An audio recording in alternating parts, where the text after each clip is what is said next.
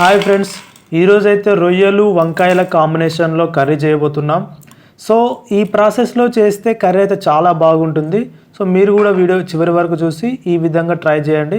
Curry చాలా అంటే చాలా బాగుంటుంది. దానికోసం ముందుగా కొన్ని రొయ్యలను అయితే తీసుకొని ఒక బౌల్లో వేసుకొని వాటర్ పోసి కొద్దిసేపు నాననివ్వాలి. ఈ కర్రీ ప్రిపరేషన్ కోసం ఏమేమి కావాలో అవన్నీ ముందే కట్ చేసుకొని అయితే పెట్టుకోవడం జరిగింది. రొయ్యలు, అదేవిధంగా వంకాయ, కొత్తిమీర, అల్లం వెల్లుల్లి పేస్ట్ దంచుకొని పెట్టుకున్నాను. అదేవిధంగా ఆనియన్స్ కట్ చేసుకొని, పచ్చిమిర్చి కట్ చేసుకొని, టొమాటోస్ కూడా కట్ చేసుకొని అయితే ఒక ప్లేట్లోకి అన్నీ తీసుకొని అయితే పక్కన పెట్టుకున్నాను. ఇప్పుడైతే గ్యాస్ వెలిగించుకొని దాని మీదకైతే బౌల్ తీసుకొని అందులోకి ఆయిల్ వేసుకుంటున్నాను. ఈ ఆయిల్ కొద్దిగా వేడి అయిన తర్వాత కట్ చేసుకున్న ఆనియన్స్ అయితే ఇందులో వేసుకోవాలి. తర్వాత కట్ చేసుకున్న పచ్చిమిర్చి కూడా ఇందులోకి యాడ్ చేసుకోవాలి.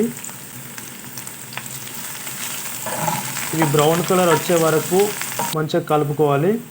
తర్వాత దీనిలో చిటికెడు పసుపు కూడా యాడ్ చేసుకోవాలి. ఈ పసుపు దాని అంతటికి ఆయిల్కి అబ్జర్వ్ అయ్యేదాకా కలుపుకోవాలి. తర్వాత ముందే దంచి పెట్టుకున్న అల్లం వెల్లుల్లి పేస్ట్ కూడా ఇందులోకి యాడ్ చేసుకొని దాన్ని మంచిగా కలుపుకోవాలి. ఈ విధంగా అన్ని బ్రౌన్ కలర్లోకి వచ్చే వరకు కలుపుకొని తర్వాత మనం ముందే నానబెట్టుకున్న రొయ్యలు ఉన్నాయి కదా, ఆ రొయ్యలను ఇందులో యాడ్ చేసుకోవాలి. వేసుకున్న రొయ్యలను ఒకసారి కలుపుకొని అవన్నీ ఆయిల్లో ఫ్రై అయ్యేదాకా కొద్దిసేపు అలా ఉంచాలి.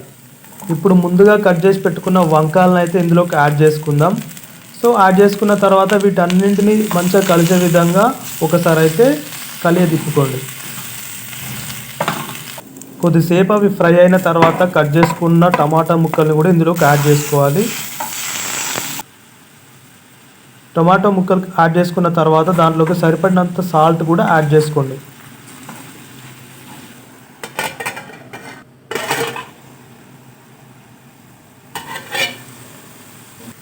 ఈ విధంగా ఫ్రై అయిన తర్వాత మూత తీసి ఒకసారి అయితే మంచిగా కలుపుకోండి.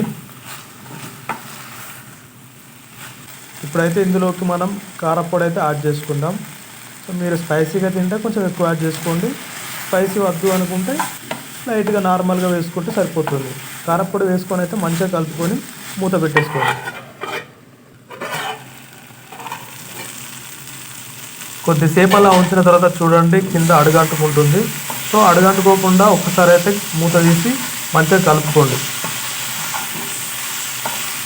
ఆ వంకాయ ముక్కలు అదేవిధంగా రొయ్యలు ఉడకడానికి సరిపడినంత వాటర్ అయితే యాడ్ చేసుకోండి.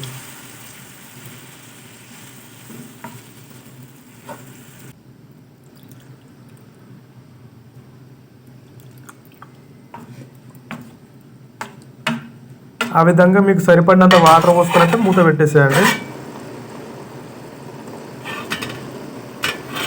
చూడండి, ఒక్కసారి ఉడికిన తర్వాత మూత తీసి చూస్తే ఎంత స్పైసీగా చాలా బాగా అనిపిస్తుంది కర్రీ అయితే.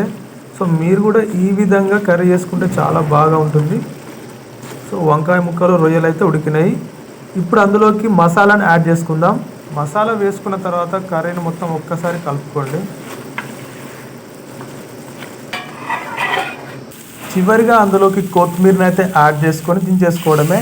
ఇంతే ఫ్రెండ్స్, చాలా ఈజీగా వంకాయ రొయ్యలను అయితే కర్రీగా ఫ్రైగా చేసుకోవచ్చు ఈ విధంగా.